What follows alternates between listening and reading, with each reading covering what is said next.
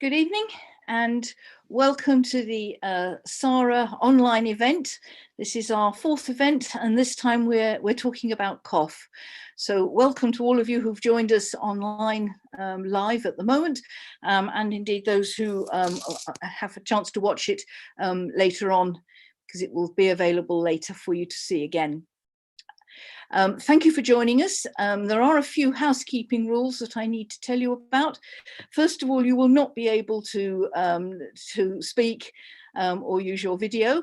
So sadly, we won't be able to see or hear you, but you can, and please do, post your questions in the Q&A panel. There is a Q&A panel at the bottom of your screen. Not the chat, it's the Q&A panel you want. Please put your questions in there and my job is to read the questions and to ask our speakers on your behalf. If you like somebody else's question and want to vote for it, you can apparently click on a thumbs up icon, and that means that we can choose the most popular questions so that we answer the most questions for the most people. I need to tell you that the webinar is being recorded and that it is going to be posted on our YouTube channel, so I hope you're happy about that, but it does mean that we are recording it. I very much want to thank Viatris, who have sponsored this event. This is an educational grant from Viatris. They've had no involvement in the choice of topics or the organisation of the meeting. They've provided us with an unrestricted educational grant, and it's that's enabled us to put this on for you this evening. I think on the next slide we've got a reminder of the topics that we're going to be covering this evening. They're all about cough, but they are not about COVID. We wondered whether to badge this as a COVID-free zone about cough, but I guess we probably won't be able to resist mentioning it occasionally. But basically we're talking about hearing from Alan Maurice on chronic cough. I'm going to be talking about avoiding unnecessary antibiotics for cough. And then Adam Hill is going to talk about the very specific context of managing adults with bronchiectasis. So 3 topics about cough, but definitely not COVID on this occasion. So thanks for sharing the screen there, Wendy. I'm going to now share my screen or invite Alan to share his screen as he comes on for the next talk. Alan Maurice, I've known for many years. He's a very good speaker. You will enjoy hearing from him. And as he said, he's going to give you his life's work in 15 minutes. He is an international expert on chronic cough. And I think you'll find his talk really interesting and illuminating. Thanks, Alan.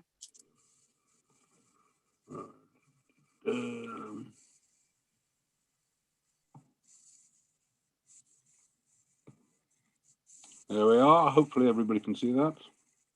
We can. Can you see the whole screen? Or is it just... Not at the moment. Start the screen show and I think you'll be able to see the whole screen. Where is that?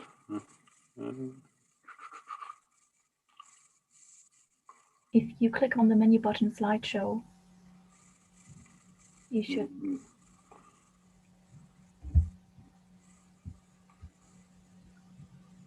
So I'm not with this at the moment. Will it work like that? No. Well, challenge. I've got 15 minutes, so I won't waste time trying to get it perfect. Challenge of chronic cough. Chronic cough is a disease, right? That's the first thing. And we've got some new international guidelines from the ERS. You can download them for free on the ERJ, and it's diagnosing and treating chronic cough. First international guidelines. Don't read the first part, which is this Pico and grade nonsense of questions and answers.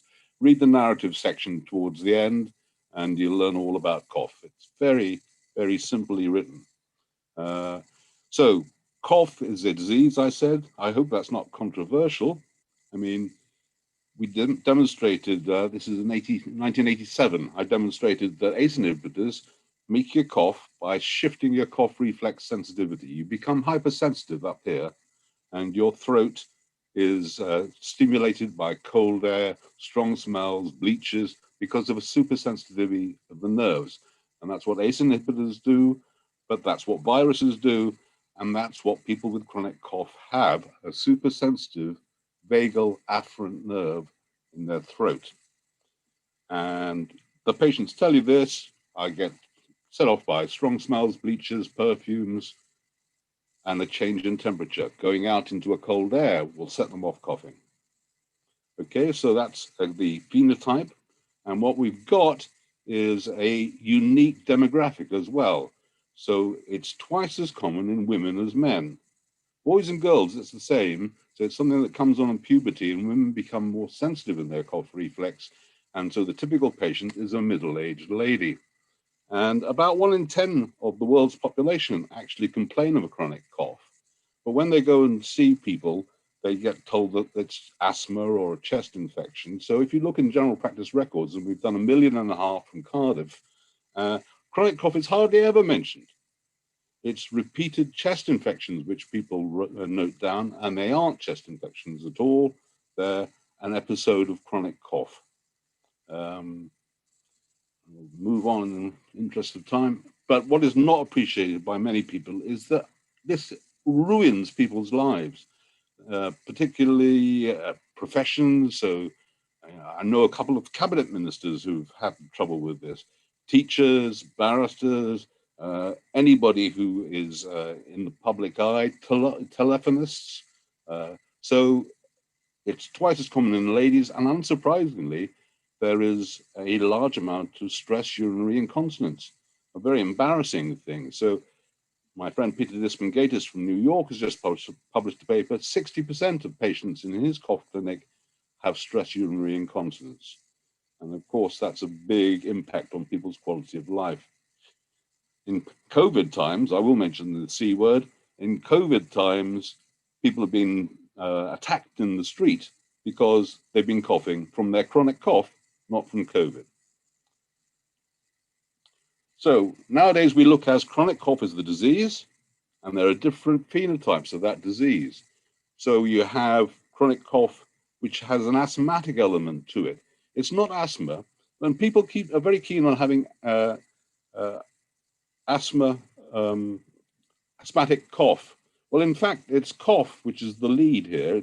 Cough is the disease, and it has some characteristic features of asthma. And in particular, the eosinophil, blood eosinophil, is raised in this disease.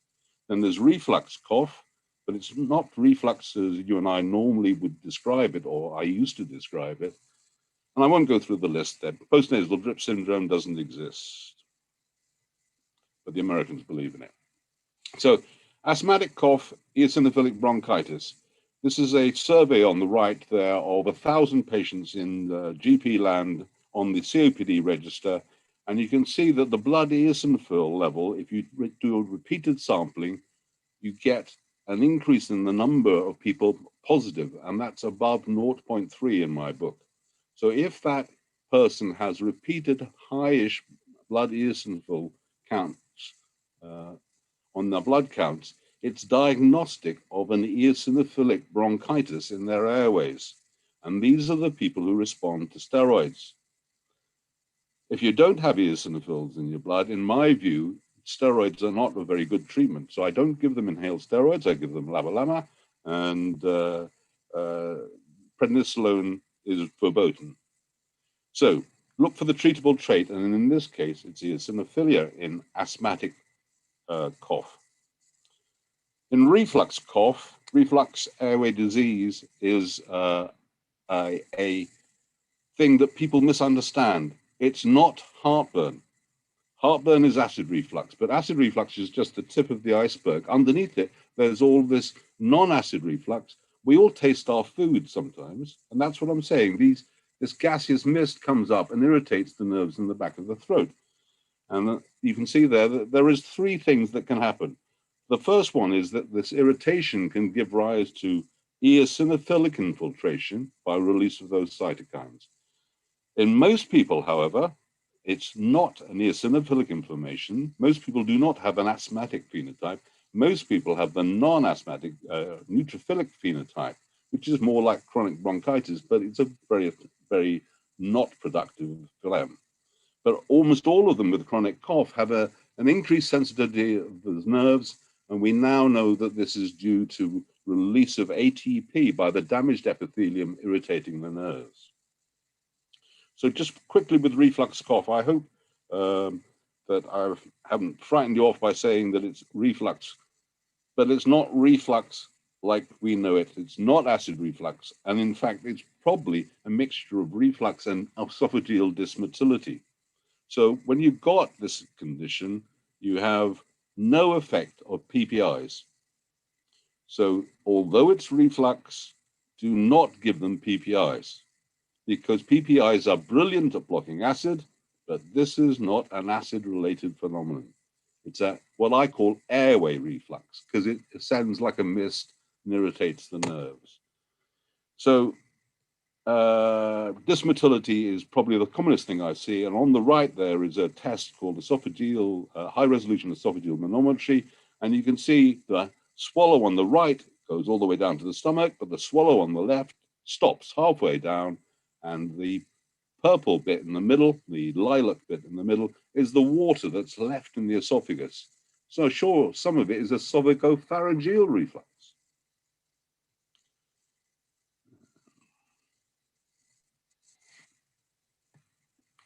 So how to manage the cough? Chest x-ray in the last year, they've got to have a normal chest x-ray. Look for the eosinophil in the blood count. Just click on the computer and look at the past full blood counts, and then they do the heart questionnaire. Now, the heart questionnaire is something that we developed 10 years ago, or published 10 years ago, our paper on it. And this is a highly validated questionnaire, and it's 14 questions. The patient fills them in themselves, and I'll bet you if you go to that website, issc.info, download it. It's in 30 different languages, validated in China and all over the place. If you get the patient, while they're waiting to see you, to score that questionnaire, bring it in, they'll tell you the answer straight away. A score above 14 is pretty diagnostic of this airway reflux. And I won't go through the questions, but they're all to do with things that precipitate reflux. So lying down flat, bending over, those are the questions. And it hits the voice box and your voice goes funny. And you get a funny taste in the mouth sometimes. So those are the sort of questions they'll ask. Now, we've just had two big studies, cough 1 and cough 2, of a drug called gefapixant, right, which is working on cough. And the people in this study were middle-aged to elderly that had a long time cough, and 75% of them were women. But I just wanted to show you that this was the results of the heart questionnaire. And in there, you can see in the red box there, the heart questionnaire on average in these 2,000 patients with a chronic cough, not chosen for their heart score, but chosen for their chronic cough and objectively proven with cough monitors, their mean score was 40. So 3 times the upper limit of normal in these 2,000 patients selected for chronic cough. So this is a diagnostic questionnaire, and 95% of the patients in this study were positive on the heart questionnaire. So if you want a simple diagnostic test for this disease of chronic cough, use the heart questionnaire.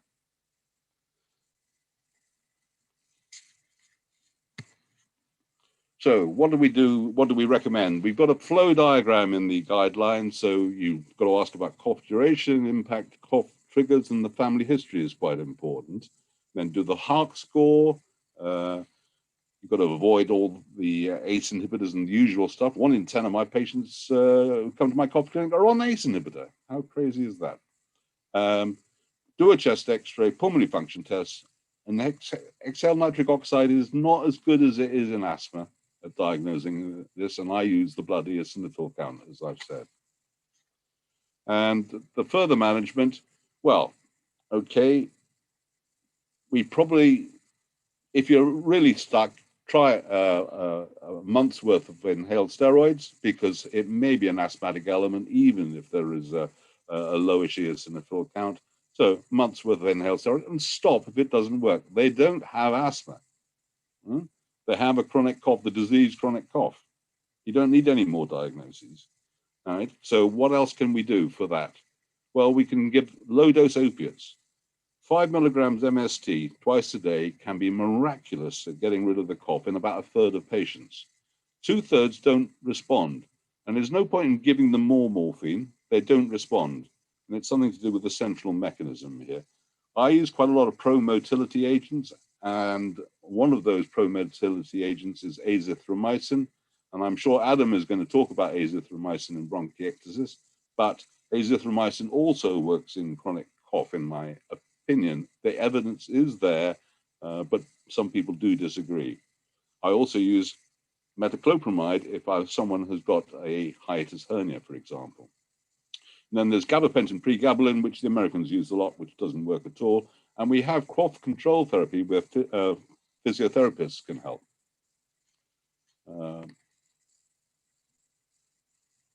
So try the cough suppression with morphine if it's eosinophilic steroids and montelukast, and then that test that I showed you, the high-resolution esophageal manometry. And I'll skip the next one from interest of time. So we'll just have this.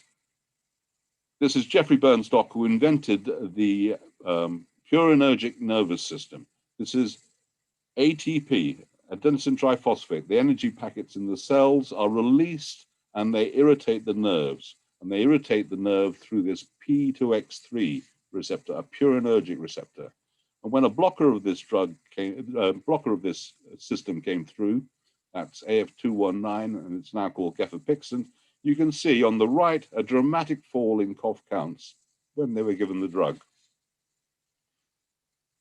So I'll skip that one. So this are the COugH2 and COugH1 studies, a large number of patients, mainly female,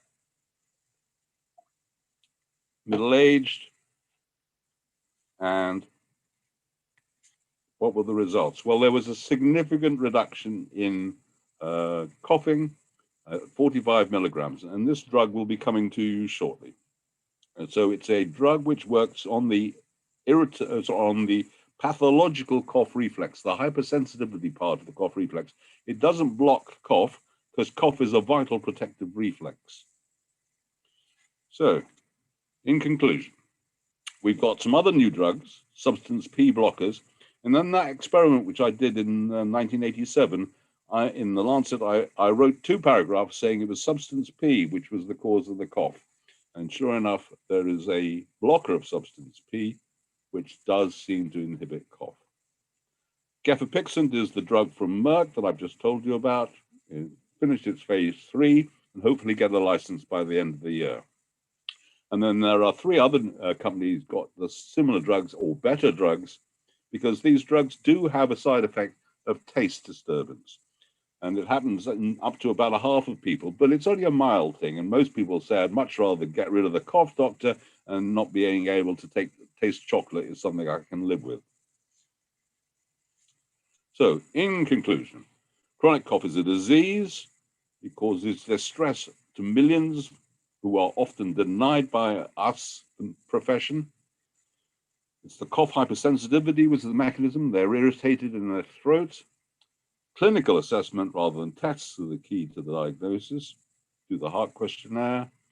And we do have some treatable traits, and we do have some treatment which does work, but we're waiting desperately for the highly effective new drugs, because there's a considerable portion of the population with this horrible condition that do not respond to the current therapy.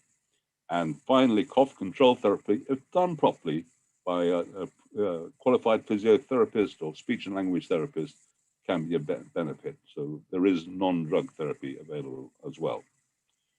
Okay, I'm going to stop share there. Thanks very much, Alan. I promised you all a new take on cough, and hopefully we get people thinking about it. And in advance of the webinar, we've had a couple of questions in. So whilst you're all typing your questions or comments and things that you want to ask Alan, I've got a couple of things that came in previously, and it's this overlap, this link in people's minds with asthma that seems to be worrying people, Alan? I know you saw it before we started. There's quite a long story here about somebody who has asthma and is normally well controlled on a combination inhaler. So atopic asthma since early adulthood and now in their mid-40s, but is now having troublesome cough that is not coming under control, particularly in the evenings. They're asking about Montelukast. What should they do, basically? So it's this. Well, if his blood eosinophils are up, right, he's probably got, he might well have converted from atopic childhood type asthma into late onset asthma, as you and I, when we were medical students, Hillary, you remember that term, right? What's a COPD overlap syndrome or something, isn't it? And Yeah. it's an eosinophilic bronchitis. These people have eosinophils. The eosinophils in this particular thing, eosinophilic bronchitis, are a bit deeper than asthma, so they respond less well to the inhaled steroids. Montelukast is a good option in some people because it's systemic, and you can get to the parts that inhaled steroids don't reach. So you use quite a bit of Montelukast. But the question really is what he's suffering from now, not a chronic cough, and it's due to airway reflux. And airway reflux itself can lead to the infiltration of eosinophils, as I showed. So it's probably got a mixed picture there, and I would go down the azithromycin route. Yeah, that's what I would do. Okay. Works in asthma because there's the AMAZES study from Peter Gibson in Australia. If he's eosinophilic, AMAZES says you should give him azithromycin. So there's another option. So that was a question that came in from Kay Stewart, who was obviously challenged by that one. And maybe you've answered the other one, but Joe Conway has asked about ongoing chronic cough when all else fails. But I think you've probably answered that with some new drugs that are coming in. Well, and have you tried the old drugs? So, you know, have you tried the azithromycin? Have you tried the low-dose morphine? You know, these are recognized therapies in the guidelines now, so you can justify prescribing these to by the guidelines. And it's, you know, a thorough job we did. You know, I had to do the opiate one, so I got 1,000 titles and then whittled it down to 100 papers that I had to read, and then I whittled it down, and we got to one paper, and I knew that quite well because I wrote it. Okay. Modern guidelines. A couple of more questions that are coming on the Q&A. Pamela Vaughan, primary care is very twitchy about using prokinetics off license. Why? Sure what? Well, we're always twitchy about things that are off license. Like No, you do it a lot in pediatrics. Children, we do, yeah. Yeah.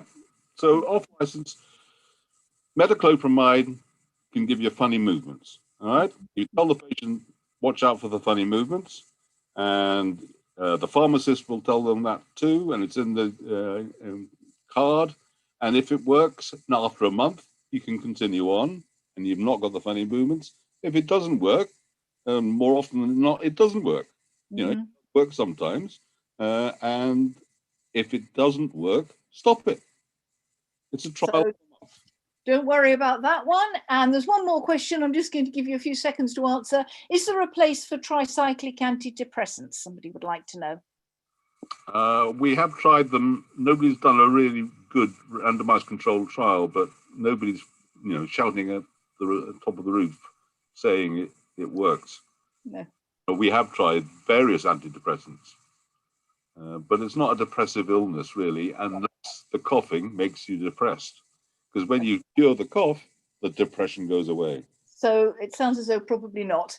And one very quick question. How long do you expect improvement of ACE-related cough? How long does it take for it to get better when you stop the ACE inhibitors? I think is what. Oh God, it can take a long time. Because what the ACE inhibitors do is reset, you know, the tussostat, as I call it. It's like a thermostat.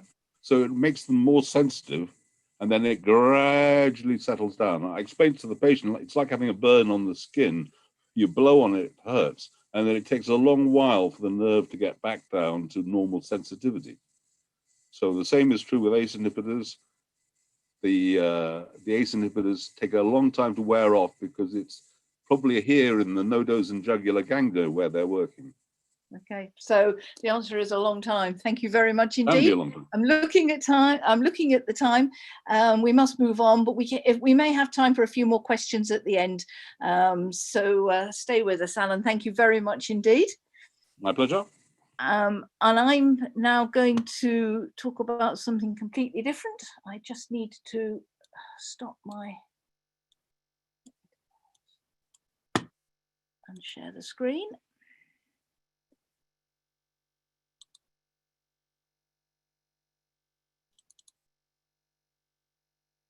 Okay. You should now be able to see my screen. Can I just get a yes, no Yes, from we Wendy? can, Hilary. Yep. Okay. Lovely. Thank you. And I will now.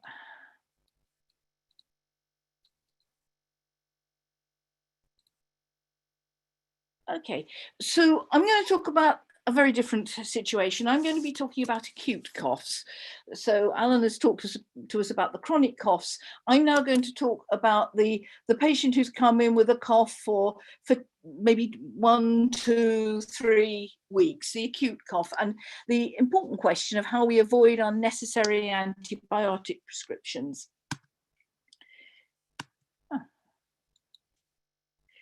I want to talk about 3 things. I want to talk about important to recognize what is a normal cough. And then I think we ought to ask ourselves why patients consult for an acute cough and why do we prescribe for them. And then some practical strategies for dealing with the situation. And what I'm talking about here is the well patient with a chesty cough. We see loads of them in primary care. It's a common situation, and it takes a long time for the cough to resolve. This is the resolution of cough after an acute presentation suggestive of a lower respiratory tract infection. And this is a multinational study, 3,500 adults. And those dotted lines show you how the symptom of cough is gradually resolving. I say gradually because if you look at the time scale on that, which is in days, it's certainly a couple of weeks. And for some people, that cough is going on for 3 weeks or even a month. So the resolution of a cough after an upper respiratory tract infection or a chest infection is going to be in the region of somewhere between 2 weeks and 2 to 3 weeks. There are also risks in given an antibiotic. This is an observational study, but those different centres around Europe, the chances of. So from this large database, the authors of this study looked to see if there was any benefit from being given an antibiotic. People with antibiotics get better any quicker from their cough. And the answer statistically, with 3,500 patients, was yes. Being prescribed an antibiotic was associated with a faster reduction in the severity scores. But clinically, it was a completely irrelevant improvement. This association was very, very small. That scale of the symptoms was on a scale of 1 to 100, and the antibiotic represented 1/10 of a difference in a symptom score. So it was about 1 in 1,000th symptom score. So it was clinically of no relevance at all, probably a placebo effect. So the answer was no, the antibiotics didn't help the resolution. Now, many of you will be familiar with this from the NICE guidance about when we should prescribe antibiotics. And clearly there are people in this category on the right who are very unwell, got a specific illness that we're treating, particularly those in an advanced stage, comorbidities, where an antibiotic is the entirely appropriate thing to use. Then there are some in the middle where there's a question over it. The little ones with their bilateral otitis media, discharging ears. So there are people where you think sick people, but perhaps we ought to be giving an antibiotic. And there is a grey area or an amber area in there. I'm interested at the moment in these other patients, everybody else, where we're told that we've got to reassure them, explain the natural history, and this is the natural history from this from the NICE guidance. And just remember my graph of the natural resolution of a cough. It's something in the region of 2 weeks, and we need to make that very clear to people. Explain that naturally. If you say to somebody you're going to get better in 2 or 3 days and they're still coughing at a week, they're going to wonder why. And then there's some strategies that I'll talk about later with delayed prescriptions. So there is some good news. We are prescribing less antibiotics. This is CPRD data, so it's UK primary care. And that line, the proportion of people with chesty symptoms who actually get an antibiotic is going down from 55% to about 51%. So it's not that good news, though it is going in the right direction. So we all know it's not a good thing. We know about antibiotic resistance. I could have chosen any of a number of studies. I just thought this illustrated it rather well. If you give healthy people antibiotics, the two top lines are the people who had the antibiotics. And as you can see, the proportion of resistance in their flora had gone up to about 80%. And what is interesting here is that 6 months later, it's only just getting back to normal. So we all know this. So why do patients consult for a self-limiting illness, and why do we prescribe antibiotics? So why do patients consult? Well, often they consult for reassurance. I just wanted him to be checked over, make sure there wasn't anything on top of that. So a need to check that things were okay. Trouble is, you don't know what's normal. You don't know how fast he's supposed to breathe. When you hear him breathing, he's all chesty-like, you don't know what's going on. So actually, many people are consulting because they want reassurance. They consult because the duration of the cough has gone outside what they're expecting. This is a study where they compared the patient's perception of how long their cough was going to last with some systematic review evidence of how long coughs actually lasted. The patient said that they expected the cough from the survey, they expected their cough to get better in 5 to 7 days. Systematic review evidence of how long it takes for coughs to resolve suggested it's nearer 17 days. So that mismatch, and when do our patients turn up and ask for say that there's a problem, somewhere between those two, around about 10 to 14 days. Previous experience, just read this one. You can hear the mother's experience. I rushed him to the doctors. He was on antibiotics, both his tonsils. I felt dreadful. How did I miss that? So you can hear the previous experience of a severe episode. And of course, the previous experience of an antibiotic prescription. This mother says, because obviously he sounded the same as what Aidan does. Aidan was the brother who'd had antibiotics the previous week. So previous experience teaches patients what they need or what they want. There are some myths. This is one of my senior partners many years ago used to say to me, he used to prescribe about 4 times as many antibiotics as I did. He'd say, oh, they'll be back next week for their antibiotic. Well, they won't. And in fact, this is a study that looked at the prescribing in the practice, and there are low prescribing practices and high prescribing practices, and the consultation rates are considerably higher in the high prescribing practices. Obviously, this observational study, cause and effect can't really be drawn here. Maybe many confounders, admittedly, but nevertheless, the idea that the patient will be back next week is not necessarily true. So why do patients consult? Well, maybe they believe an antibiotic will help them. These are figures that come from some years ago now. I think perhaps these figures are improving, but nearly half thought antibiotics would help virus infections. And most of them seem to know when they needed an antibiotic. But I want to come to an interesting point here, is a terminology point, and really where I think the communication is falling down. Is a virus actually an infection? I mean, you and I know it is. But actually, some of them were believing that antibiotics were used to treat the severity, not because they believed that antibiotics treated viruses. And I've certainly had conversations with people where you explain about the viral infection that they've got that's causing the symptoms. And then they'll say, oh, so you don't think he's got an infection? And I'm thinking, yes, I've just told you he's got an infection. It's a viral infection.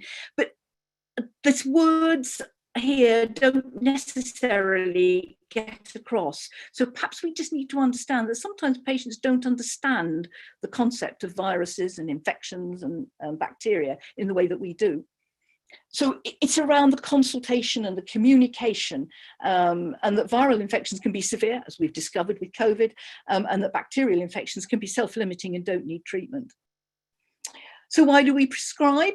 Well, we prescribe if we find symptoms or signs that cause us concern. I think that's fairly obvious, really.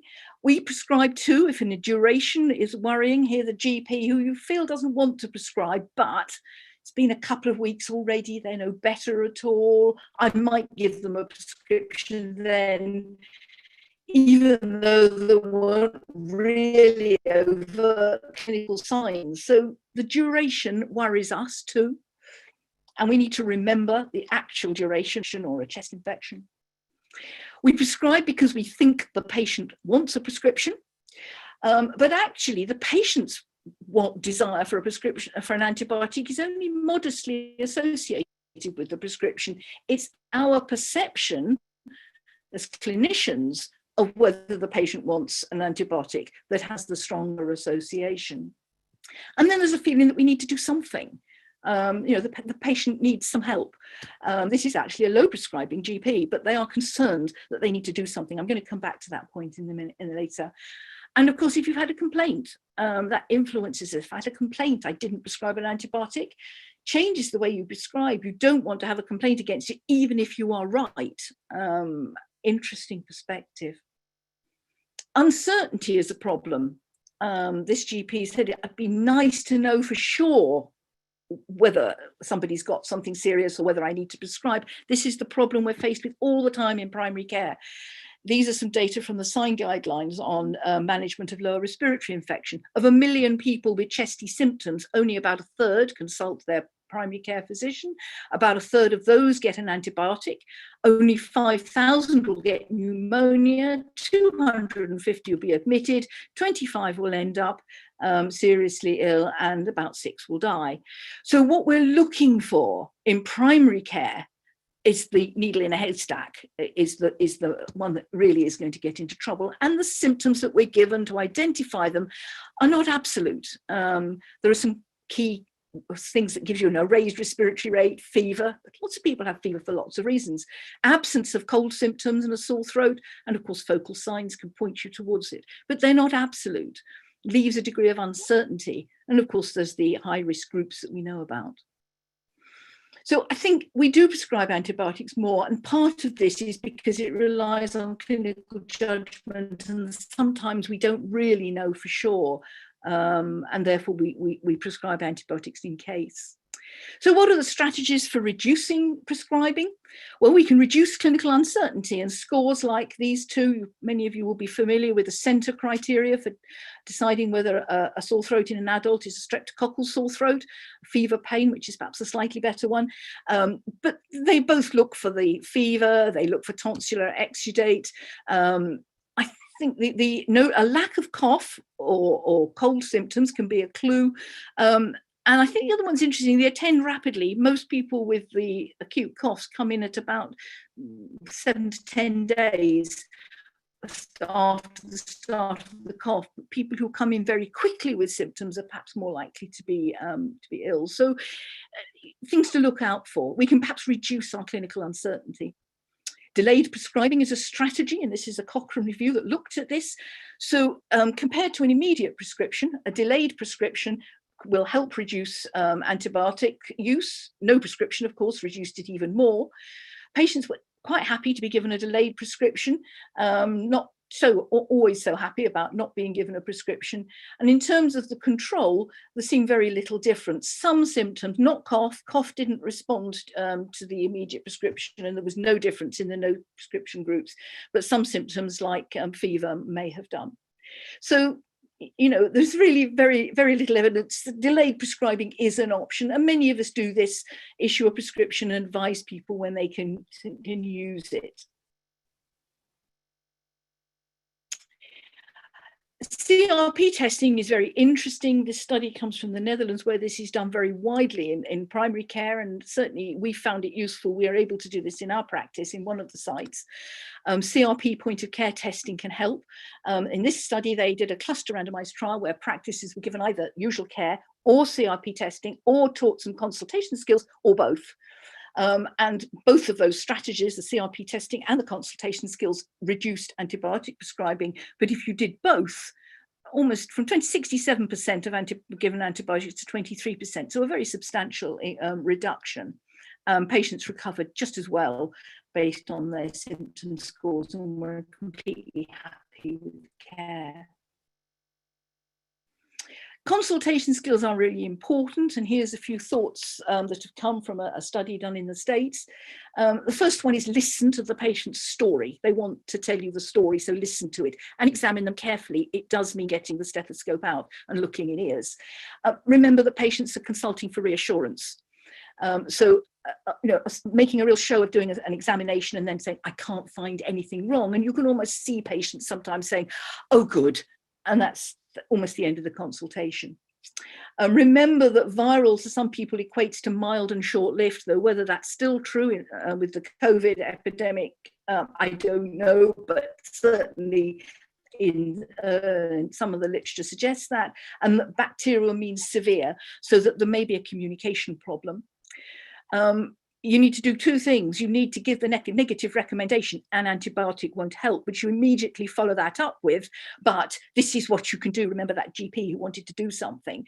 So an antibiotic won't help, but what you can do is give some Calpol and some lemon and honey and sort of home remedies. So give negative, but also give positive, and that results in a greater satisfaction from the point of view of the patient. Give an accurate prognosis, and it's longer than we think. And safety net. I'd like to see you again if.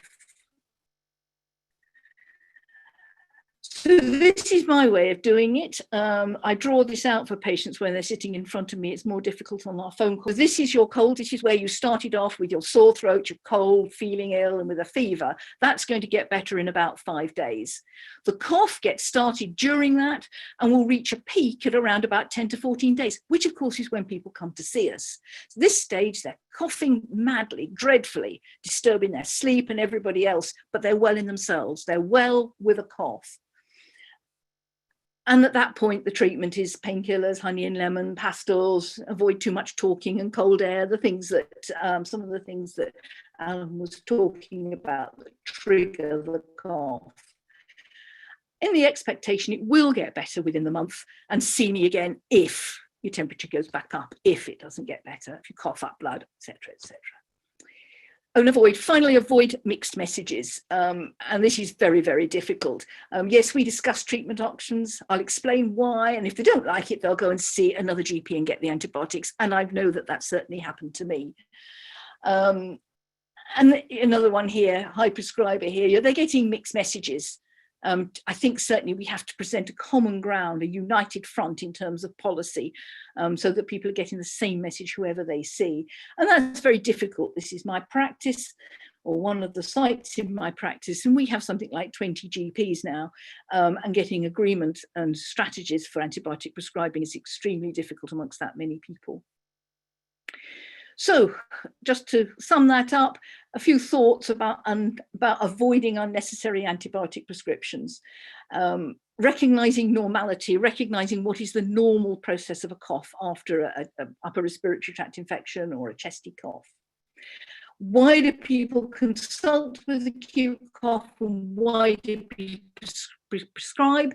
The insights into that maybe can help us to manage the consultations, and some practical consultation strategies, such as delayed prescribing, such as making sure that the negative, an antibiotic won't help you, but this is what will, and I'll see you again if these different things happen, may help. Okay, thank you, and I'll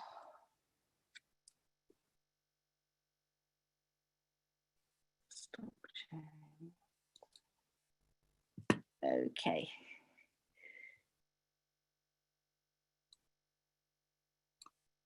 I don't know whether anyone has got any questions or any thoughts that they want to put. If you have, I'm happy to answer any comments. If not, we can obviously move on to hear from Adam and come back to any questions. So do keep them going. Do put the I can see there's 49 of you, so I'm sure there are some questions. Do keep them coming, and we will then perhaps do our best to answer them at the end. So I will move on now then. If there's nothing coming in at this moment, I'll move on to Adam Hill. Adam Hill is a colleague in Edinburgh, and he's an expert on bronchiectasis. So now we're going to talk about a very specific cause of cough, and one that I think we don't always manage very appropriately sometimes in primary care. So I think some helpful advice for us, Adam, would be really useful. Thanks very much, Hilary. Can I just get a nod that you can see my slide okay? Let me see. I can't at the moment. Oh, Yes, I've lost it. That's it. Yes, I can see it now. You can see it. Okay, thank you. So thank you for asking me to talk about bronchiectasis. I'm going to talk about the stepwise management of adults in 2021.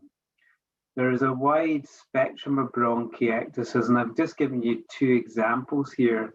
There's a 62-year-old lady that coughs up mucoid phlegm, low sputum volume, only one exacerbation a year, treated with oral antibiotics, normally doesn't culture any pathogens, and has got limited tubular bronchiectasis.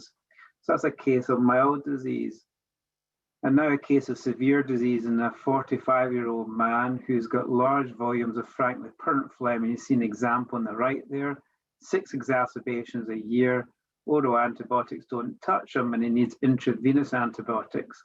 He grows Pseudomonas aeruginosa, a recognized poor pathogen, and has got advanced cystic bronchiectasis. And we know that there are different spectrums of disease. Those with mild bronchiectasis have got a good prognosis, and those with advanced bronchiectasis have a poorer prognosis. So we've created this bronchiectasis severity index, and there's an online calculator for people to program the information that gives you a prognosis. But we know that poor prognostic factors are being elderly, particularly age 80 or above, having a low body mass index less than 18.5, having 3 or more lobes of bronchiectasis or cystic bronchiectasis, any lobe, having a low FEV1% predicted, having hospital admission prior to the study, and that's probably the largest predictor of poor outcome, having 3 or more exacerbations per year, having significant dyspnea, having colonization with Pseudomonas or other potential pathogenic organisms. And we grade it into mild if you've got a score of 0 to 4, moderate is 5 to 8, and severe is 9 or more. So when we validated the severity index, we looked at the quality of life as determined by St. George's Respiratory Questionnaire. And severe disease is in red, moderate disease in amber, and mild disease in green. And there's a 27-unit difference in the St. George's Respiratory Questionnaire going from mild to severe disease, and 4 units is all that's needed to be a minimal clinically important difference. Severe disease, more likely to have hospital admissions, more likely to have higher mortality. So you can see that there's quite a spectrum of disease, so we should really have a stepwise approach how we manage bronchiectasis. So in the British Thoracic Society guidelines, we recognise that the first step is to treat any underlying cause if we identify one, that physiotherapy is important with airways clearance and pulmonary rehab if you need it, if you've got significant breathlessness, that you should have your annual influenza vaccination, and that likely now be an annual COVID vaccination, have prompt treatment of exacerbations, and that patients should have their own self-management plan. When we did our own national audit UK-wide in 2017 and nearly 5,000 adults, even in secondary care, we're not doing enough tests looking for underlying cause. For example, we only look for allergic bronchopulmonary aspergillosis in 63% of cases. We only look for cystic fibrosis in 6% of cases, etc. So I think we need to be doing more tests to look at the underlying cause of bronchiectasis. So in the guidelines, we concentrated on asking people to look for etiologies that impact in management. So it is important to look for cystic fibrosis because there's specific treatments such as DNAs. You should look for common variable immune deficiency because you can give immunoglobulin replacement therapy. You should look for active allergic bronchopulmonary aspergillosis as you can treat with steroids plus minus itraconazole. You should look for a hiatus hernia because you can consider treatments such as a proton pump inhibitor, prokinetics, or surgery. You should look for environmental mycobacteria as we've got specific anti-mycobacterial therapy. And you should look for inflammatory bowel disease as this can be very sensitive to oral or inhaled corticosteroids. So these are the basics for all patients, but we're still not getting them right. I've already highlighted to you that we don't look for underlying cause often enough. And indeed, we're not sending all our patients to a physiotherapist. In secondary care, only 74% saw a physiotherapist. And there were only 43% attended pulmonary rehab that breathlessness affected activities of daily living. So we're not using our physiotherapy services enough. So the guidelines suggest that when you see a physiotherapist, you should offer the active cycle breathing technique and consider gravity assisted positioning and then review within 3 months. And I can tell you in practice that most of us are not even delivering the basics. Step 2 is if this is not effective or is poor adherence, we considered oscillating positive expiratory pressure devices and the forced expiratory technique, things like the a cappella or flutter devices. And if that doesn't work, we consider nebulized, either isotonic or hypertonic saline. When we're doing physiotherapy, we recommend a bronchodilator first, then a mucoactive treatment, then airway clearance, and then if you're on it, a nebulized antibiotic and or inhaled steroid. Now, we know from talking to our patients, compliance is terrible. When, you know, the old-fashioned technique was postural drainage, and I would estimate about 20% of our patients did it, and that's probably being optimistic. I think with even our new guidelines, I suspect about 30% will do it, because I don't think we're making it user-friendly for patients. So I think that we need to think more proactively how we get more people doing physiotherapy, and I suspect we should probably be using a lot more of the positive expiratory pressure devices like the flutter or a cappella, or even things like the vest that is used more widely in the States. So that's step 1. Step 2 is if you've got 3 or more exacerbations per year despite step 1, you should go back and see your physiotherapist, and they can consider what we call mucoactive treatments, things like carbamazepine or nebulized isotonic or hypertonic saline. Now, what about anti-inflammatory treatments? There's been a lot of what I call small-scale studies that have looked at anti-inflammatories, but the most positive one was a new neutrophil serine protease activity inhibitor that was given for 6 months, and it prolonged the time to first exacerbation. This is the first anti-inflammatory long-term treatment that is shown to reduce exacerbations. We wouldn't recommend it for routine clinical use at this stage, but maybe a new therapy for the future. The one thing that has been shown to be helpful are long-term macrolides, and we don't know whether macrolides are anti-inflammatory, anti-infective, or a combination of both. But what I can say is that long-term macrolide therapy reduces exacerbations in patients with or without Pseudomonas aeruginosa. These are meta-analyses that have been carried out, and again confirming that long-term macrolides reduce exacerbations, improve the health-related quality of life. They've improved your St. George's Respiratory Questionnaire by more than 4 units.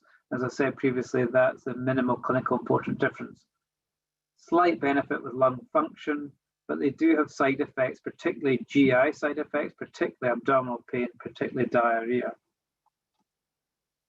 So when we're considering long-term antibiotics, there's 2 ways we can do that. We can give oral systemic treatment, and the best evidence is long-term macrolides. But remember, there's GI side effects. And another thing to think about is a lot of our patients are middle-aged and elderly, and balance can get affected with long-term macrolides. There's also concern that long-term oral macrolides lead to increased microbial resistance, particularly of the oropharyngeal flora, but the evidence base is quite strong in reducing exacerbations. I like inhaled treatment because it's targeted treatment to the airways, and we've got a whole host of agents we can use, things like gentamicin, topramycin, colamycin, ciprofloxacin, and aztreonam. We still can get side effects, particularly oral side effects. You can get significant bronchospasm, and again, there's a worry about antimicrobial resistance. To be honest, there's been a variable response in individual trials, although I'm just about to show you there's a systematic review shows that inhaled antibiotics are effective in reducing exacerbations. So how do they work? They reduce by reducing the microbial load, and we know that ciprofloxacin and topramycin are more effective at reducing the microbial load compared to agents like amikacin.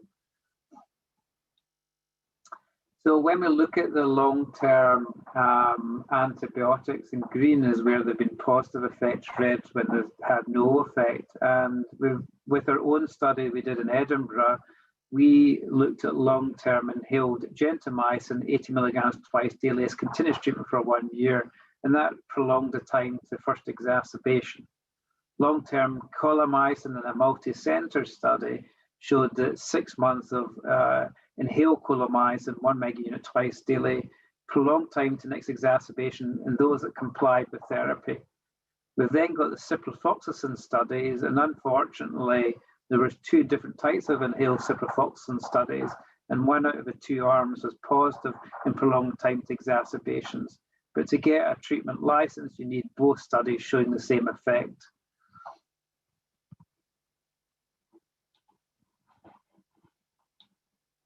So this is a systematic review of inhaled antibiotics. It shows that they're effective at reducing bacterial load. It promotes bacterial eradication. It reduces the frequency of exacerbations, and it reduces the frequency of severe exacerbations. It prolongs the time to first exacerbation. But what was noted was there's more likely to have bacterial resistance. We don't know the long-term clinical significance of that. To date, there hasn't been any, but the studies haven't been done long enough. Studies really have only been done up to 1 year. So let's go back to the guidelines. We know that bacterial burden in the airways, if you have 3 or more exacerbations a year, we should consider long-term antibiotics. And we know from our national audit, this equates to about a quarter of our patients. So if there's 3 or more exacerbations per year, despite step 2, if you've got Pseudomonas, you should consider a long-term inhaled anti-Pseudomonal antibiotic. First line is colamycin, second line is gentamicin. Or alternative, a long-term macrolide, and we tend to use azithromycin, 250 milligrams 3 times weekly. We use a lower dose to limit side effects. If there's other potential pathogenic bacteria, you can either use long-term macrolides, again azithromycin, 250 milligrams 3 times weekly, or alternatively a long-term oral or inhaled targeted antibiotic. And if you've got no pathogen, a long-term macrolide as before. We're then getting into the very severe patients. So if these patients have 3 or more exacerbations despite the previous step, we'd use a combination of a long-term macrolide, azithromycin, 250 milligrams 3 times weekly, and a long-term inhaled antibiotic such as colamycin or gentamicin. And the final stage is a very, very, very severe patients that have got 5 or more exacerbations despite the last step. We consider regular intravenous antibiotics every 2 to 3 months. And we've shown anecdotally that these patients actually feel better with that treatment. So there's a debate about when we're using antibiotics and anti-inflammatories. Just now, my view is that continuous antibiotics are superior to antibiotics that are given 14 days and 14 days off, or 28 days on and off. The continuous treatment has shown better efficacy. But what we have started doing is that patients are well controlled on a long-term antibiotic. We sometimes give them a summer break. So we just give them antibiotics over the winter months, for example, from October to March, and then get them off their antibiotics for the summer. Further long-term studies are needed to look at what the effect on antimicrobial resistance is with these long-term antibiotics. And my final slide to say is that actually what's important is that we have more patients having their own self-management plan. That allows us to talk between primary and secondary care, and also that patients can document their exacerbations carefully. We are treating more patients by home by delivering IV antibiotics at home. This is someone that gets antibiotics at home. Thank you for listening, and I'm happy to answer any questions. Thank you very much, Adam. And I'm sure there's some questions going to come in. We've nothing at the moment in the Q&A, but I had got a couple. One is out of curiosity, really. I mean, in asthma, we've seen a reduction in acute asthma thanks to the fact that people are having to isolate themselves. Have you seen the same effect in bronchiectasis? Has that reduced the acute? Yes, indeed it has. And I think it's very interesting, because I think that I've been saying for many years, how do you reduce exacerbations? There's always one way, is you reduce exposure to viruses. And I think we're very bad at, actually, if Auntie Jessie has a cold, they go around to Auntie Jessie, whereas actually we shouldn't be doing that. And I think that COVID has taught us that we need to be a lot more careful with viruses. And this has been something I've been saying to my patients for many years. You want to reduce infections and try and avoid as many viral infections as you possibly can. And there are some avoidable situations, like, visiting ill relatives, or someone's unwell. So I think we can or doing spirometry in primary care. What do you think about that? Do you think spirometry is dead in primary care now because of the possibility of viral transmission? I hope not. I certainly hope not, Alan. I'd be quite keen that we it is a aerosol generating procedure, and there are very strict guidelines in the hospital about it. I don't think many primary care setups are going to be able to cope if we're going to live in a COVID secure world. I have a sort of feeling you'll end up completely submerged if we send you all the patients we do spirometry on, Alan. We're not going to see them. but yeah, I mean, it's interesting, isn't it? There are some plus points to COVID, though I'm not quite sure how we would really react to being told we'd do well to stay completely isolated forever. And I'm certainly a bit sick of Zoom. Now, somebody here, Christine Barrows, is asking, do you advocate use of mucolytics? So we don't routinely advise mucolytics, but there are some patients, and I think the key is for patients to see more physiotherapists. And actually, I think what we're particularly bad at is doing any chest clearance. And I think quite often, if I've got a patient, one, they should see a physiotherapist, and if they're not getting better, they should see a physiotherapist again, because there's so many different techniques to aid sputum clearance. And we don't use enough of the adjuncts like the positive expiratory pressure devices, etc., etc. I think if these things I think if we're still having problems despite that, I would add in mucoactive therapy at that stage, things like carbamazepine. But we don't tend to use a lot of it, to be honest, and we don't use a lot of either isotonic or hypertonic saline. There is a study being led by Judy Bradley just now looking at the role of hypertonic saline in mucoactives and bronchiectasis, and hopefully, we'll know whether there's better evidence base for using it in bronchiectasis or not. So it's not highly used in bronchiectasis. I think the key is to get more patients seeing our physiotherapists. Okay, so physiotherapists rather than mucolytics. Now we've got one question that I think was directed at you, actually, Alan, that we didn't have time for, about should you treat stress cough with medications? Quite sure. Well, I mean, anxiety. Anxiety-induced, I guess, is what's meant there. Yeah, I think anxiety is a very common precipitant of a reflux event. We all have GI disturbance when we're very upset, and this is one of the expressions. And of course, if the patient has experienced aspiration previously, they'll be anxious that they start getting it in their catastrophization, isn't there? And they get worse and worse. So it's very frequent, particularly in those with quite severe COPD, that they will have these anxiety-induced attacks. It's a panic attack, but in fact, they're drowning. I would panic. I'm glad you mentioned COPD, because one of the questions I was going to ask Adam really was around the overlap between COPD and bronchiectasis.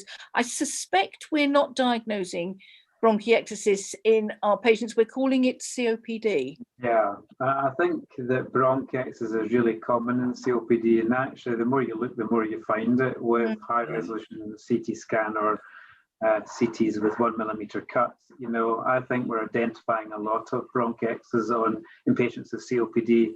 And indeed, you know, I was involved with COPD trials. I bet you a lot of these patients, you know, back 20 years ago, many of them had bronchiectasis because they certainly had recurrent cough and sputum production, pathogens in their sputum. So I think the more you look for it, the more you find. I think airways disease is a really common, it's common with bronchiectasis. We see airways disease in at least 20 to 30 odd percent of patients with coexisting bronchiectasis. It's really common. And I think we're going to find more COPD patients with bronchiectasis over time. Yeah, I'm certainly thinking about it. Think I've got patients I ought to have looked for bronchiectasis, and we just go on treating their productive cough. We've got a question here sort of about the organisation of care from Jill. Community respiratory teams are very common for COPD, and we hope to open up our service to bronchiectasis patients. It says they're based in primary care and are a physiotherapy run service. So that sounds encouraging. And with support from secondary care. How do you feel about that? Is that would that something that you would applaud? Yeah, I think that's a thumbs up for me. Really keen on that. I think we need more integrated type care, and I think this would be, and I think physiotherapists would be ideal for that link between primary and second care. So absolutely a fan of that. I think there does need to be escalation plans to know, you know, for example, when you need to get admitted to hospital, when you need intravenous antibiotics. But I think that sort of partnership can work really well. Yeah. But of course, as primary care, we do actually see these patients in an acute exacerbation. And one of the other questions I noted down here is the acute management. You know, I spoke earlier before you on how to avoid antibiotic prescribing. Now you're in a very different situation, and I think it might be helpful just to run through the current guidelines for an acute management of the not necessarily desperately ill, but the patient with bronchiectasis who comes to see me as a GP. Yes, I didn't really cover that well, and I'm sorry about that. So the national, we honestly don't know the actual optimal length of antibiotics for bronchiectasis, but the guidelines state that if you've got significant bronchiectasis, either moderate or severe bronchiectasis, you send a sputum sample for culture, but then you empirically treat based on the prior sputum microbiology. But if you don't know, it's amoxicillin because Haemophilus influenzae is the commonest organism, 500 milligrams 3 times daily for 14 days. I think if you've only got mild bronchiectasis, you can honestly get away with shorter courses like 7 days. So I think the key thing is to get a sputum for culture, but don't wait for the result because you'll wait several days. Get them on antibiotics straight away. We're encouraging that once a year we would like sputum sent off for routine culture when they're clinically stable, and that will help guide what antibiotics you may use for exacerbations. Another thing we're trying to promote is that more patients have antibiotics at home, and so if they get an exacerbation, they hand the sample into the GP surgery, but they start antibiotics of their own accord, and that reduces the frequency of needing to disturb their general practitioner and things. So that's what I do. I agree with Adam there. I mean, it's very useful as the admitting physician if the GP has done a series of sputum, and you can go back and say, actually, this is Pseudomonas, and we're not going to be using amoxicillin, we're going to be using ciprofloxacin or an intravenous drug. So it's an incredibly useful thing primary care could do, as Adam says, is an occasional sputum sample from someone with bronchiectasis. No, thanks, Alan. I completely agree with that. And I think that as part of the standards, we're saying that it'd be nice that once a year, at least a sputum sample gets off for routine culture when they're stable. And obviously, if they get an exacerbation, to repeat it. Because I think it does really help guide what antibiotics you prescribe. I try and use simple antibiotics, but as Alan said, if you've got Pseudomonas, we'd use ciprofloxacin. But I wouldn't want to use that for everyone, for example. I mean, this works, I think, normally. At the moment, our microbiology labs are closed to anything other than COVID, so we can't get anything much done. Yeah, it's an interesting point. I've got a couple of questions that have come through, and I think we've probably got time for these. Middle-aged woman, this is for you, Alan, with a chronic cough for over 3 months, treated with antibiotics, then inhaled steroids, and an increased PPI, but no improvement. So what's next? Low dose PPIs do not work. Do not increase the PPIs. Right. Stop PPIs. There's far too many PPIs being prescribed, right? And they're excellent at heartburn, but if the patient hasn't got heartburn, don't give them the PPI. They do not treat reflux. You've got to use a pro-motility agent. And if I might disagree with Adam, azithromycin works as a motility agent. And that's why diarrhea is the commonest side effect, right? It's an agonist of the hormone motilin, okay? And it gets your upper GI tract working properly. So that's why it stops coughing and it stops, I think, exacerbations of bronchiectasis, and COPD and asthma. It's a miracle. It works in all of those conditions. So it can't be an anti-inflammatory because the inflammation is different in these different conditions. So it's going to be working on the cause of these exacerbations, which is aspiration. Got another comment very much around community respiratory teams again. This is Pamela Vaughan is talking about a respiratory team expanded to include bronchiectasis, asthma during pandemics, and with great benefit to patients. Reducing unnecessary prescribing, prescribed appropriately, etc., etc. This now needs more funding to expand teams and allow access to physio, still woefully lacking dedicated physio services. How do we solve that one, Adam? You want the physios? So I think it's a national problem, and I firmly agree with that statement. And I think that what we've done is we've created national standards for bronchiectasis, and I think it's about us using these national standards, taking them to Scottish Government, etc., and actually say that we need to address these issues if we're not meeting standards. But I think there's a real problem UK-wide about lack of access to physiotherapy. But what I would tell you is that we're miles better than the United States for access to physiotherapy. They're quite jealous of what we have, but I think we can do better in the UK, to be honest. I think we shouldn't stop, and I think we should be constantly campaigning to get more respiratory physiotherapists. So I think it's about campaigning and not letting, and just keep going and trying to get more physiotherapists, to be honest. Well, Alan was putting some digs with our friends across the Atlantic as well. So this is going out on YouTube eventually. I hope they don't clock in. One more comment, which I think is quite a quick one, hopefully, Alan, for reflux-related cough. If using azithromycin, what dose and for how long? Well, my patients aren't quite as old as Adam's, so I tend to go for the 250 once a day, and it's easier with compliance. There are trials doing 500 every other day, but Adam's being conservative by using the 250 every other day. In people of normal weight, etc., then I think 250 once a day, and I haven't had all that much in the way of GI side effects. So once a day, 250. Thank you. That was a clear answer. And we've managed to answer all the questions. So thank you very much for that. I think we've got a final slide, haven't we, Wendy? While that's coming on, that's thanking our sponsor again, Viatris, who sponsored this and has allowed us to bring this to you. Our next webinar is around food allergy and an update on anaphylaxis, and that's on Monday, the 22nd of March at 7 o'clock onto the SARA website, and you'll be able to register for that. It just remains for me then to say some thanks to Alan and Adam, whom I'm sure you will agree gave us a really good talking points, and been a really helpful update on two important topics for us all. I want to thank Wendy and Clara, who have organised all this, and without whom this definitely would not happen. So thank you very much for Wendy and Clara. It's all gone very smoothly thanks to your organisation.